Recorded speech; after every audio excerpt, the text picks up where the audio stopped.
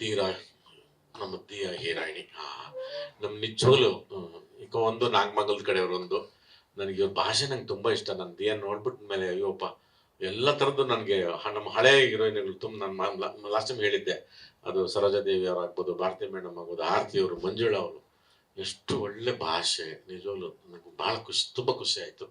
ಆ ನಾನು ದೊಡ್ಡ ಪರದೆ ಮೇಲೆ ನಾನು ನಮ್ ಸ್ಕೇಟಿಂಗ್ ಕೃಷ್ಣನ್ ನೋಡಿರ್ಲಿಲ್ಲ. ನಿಜವಲ್ಲೂ ಸ್ಕೇಟಿಂಗ್ ಆಡಿದ್ದಾರೆ ಚೆನ್ನಾಗಿ. ಕೃಷ್ಣ ಅವರು ನಿಜವಲ್ಲೂ ತುಂಬಾ ಚೆನ್ನಾಗಿ ಸ್ಕೇಟ್ ಮಾಡಿದಾರೆ. ಕಾಶಿ ಸಿನ್ಸ್ಗಳಾಗ್ಬೋದು, ಮಿಕ್ಕಿದ ನಮ್ಮ ಮನೆ ಒಳಗೆ ಮನೆಯದಂತೂ ಬಹಳ ಅವ್ರಿಗೆ ದೊಡ್ಡ ಚಾಲೆಂಜಿಂಗು. ಇವರಿಬ್ರು ಹೆಂಗೆ ಅಂದ್ರೆ ಕಳ್ಳಕೊಳ್ಳ ಇದ್ದಂಗೆ ಇವರಿಬ್ರು.